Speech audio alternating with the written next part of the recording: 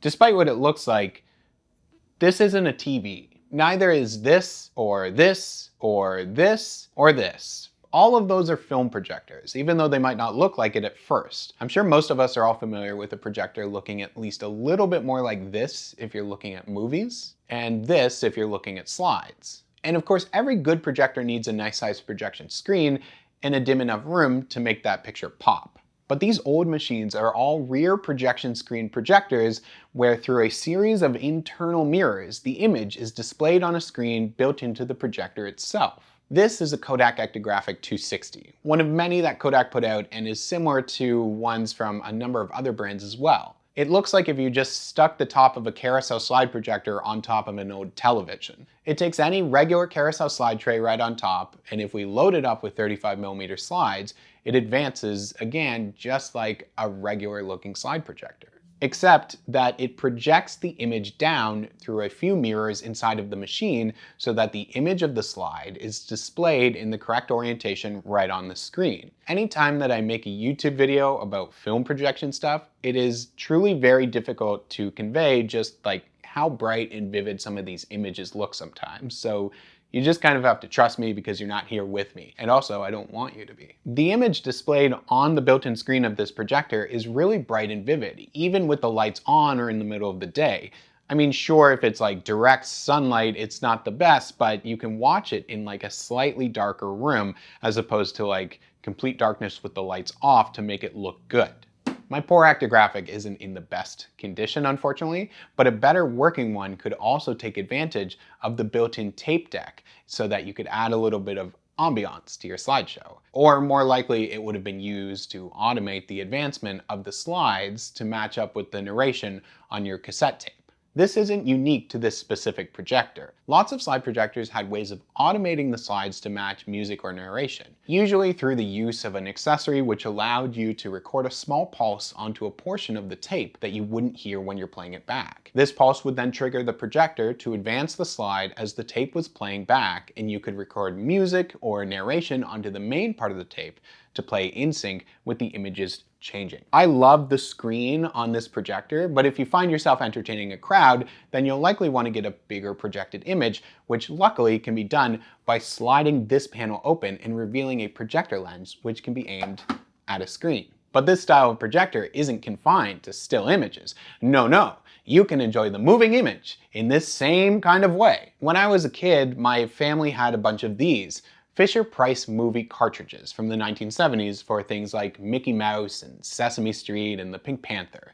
Inside these cartridges are loops of Super 8 film, which make up an abridged version of these cartoons. Normally, you would pair these cartridges with a handheld viewer, and by aiming it at a light source and turning the crank on the side, it allowed you to watch the images combine to create the illusion of movement. This was always really fun to me because you could go slowly through the cartoon, slowed down frame by frame, or you could speed it up by turning the crank faster. It could even go in reverse. But what if the whole family wanted to enjoy The Lonesome Ghost starring Mickey, Donald, and Goofy? Or like an abridged version of The Lonesome Ghost starring Mickey, Donald, and Goofy, which also has no sound, and if you're watching it like years later, because all of these are from like the 70s, I believe, all of the color has also faded from these old film prints on Super 8, so they're all very, very red. Well, your whole family is in luck because you can simply pop that cartridge into the Fisher-Price Movie Viewer Theater. The Movie Viewer Theater operates in the same way as the small handheld viewers. You pop the cartridge in and then you wind the crank on the side. There's not even a motor on the projector version, but it does have a very, very small light bulb inside for projecting the images.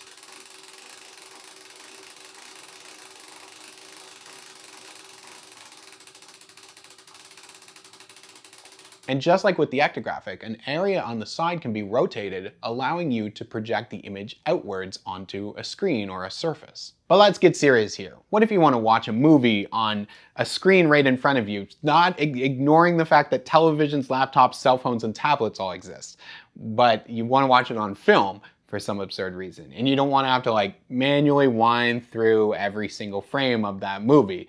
Well, then I have the projector for you. This is the UMIG RS3000 Super 8 projector. UMIG made plenty of cameras and projectors back in the day, but this thing truly has to be my favorite. A large, fully functional Super 8 sound projector with an enormous built-in projection screen. All in all, making it look something like a microwave, really. The entirety of the projector is located on the side of the machine. Behind this panel, we can see the bulb, which is a standard 100-watt projector bulb, the lens, the sound head, all crammed in here.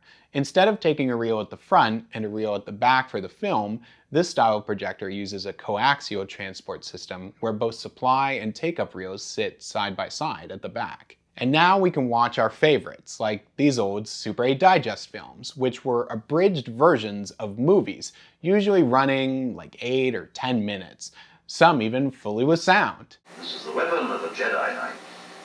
Not as clumsy or random as a blaster. An elegant weapon, but a more civilized age.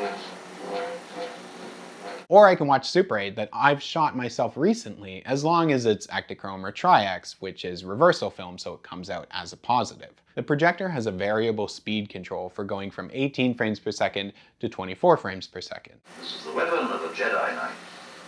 Not as clumsy or random as a blaster. An elegant weapon. As well as the ability to play film with a magnetic soundtrack and record over that magnetic soundtrack with new voiceover or narration or whatever you like. Those features are pretty standard on most Super 8 sound projectors. The only difference with the UMIG is that this thing is massive. Most of this thing is hollow because the entire area behind the screen is empty with mirrors to reflect the image onto the screen.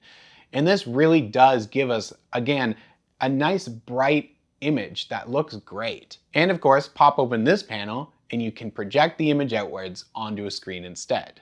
I'm obsessed with these things, and I'm obsessed with a lot of things, but I'm obsessed with these things also.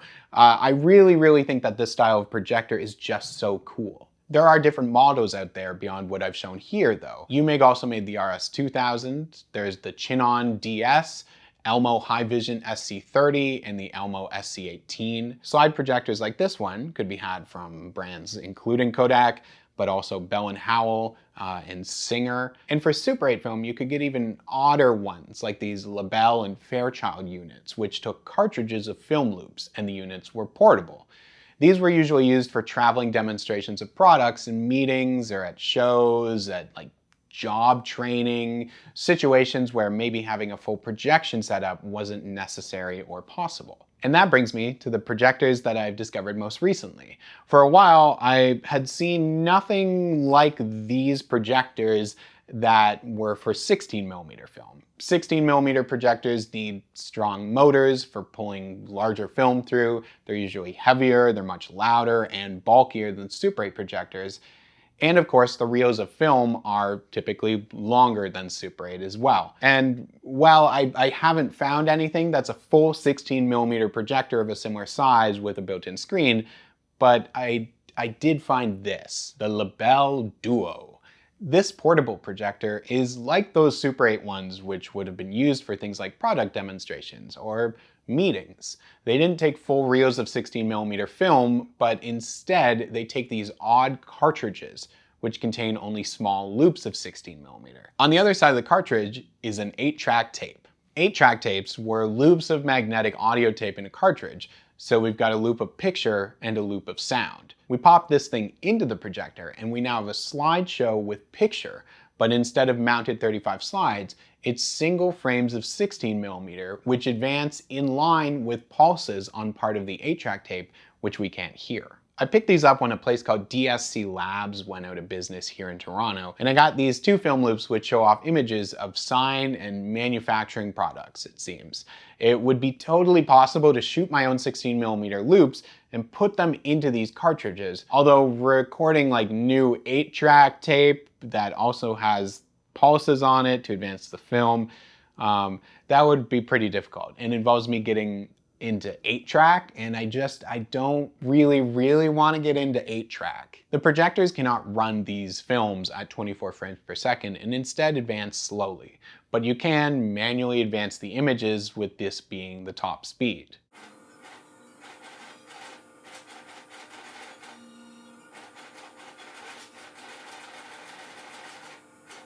And of course, pull this piece inside of a side compartment and you can project outwards onto a wall. I also have this other Lebel model, which really looks like one of those old little TV units you could get. This one, however, doesn't have the ability to project outwards like the other one. I love film projection, which is an aspect I think that a lot of people don't get into anymore, even if you really are into shooting film.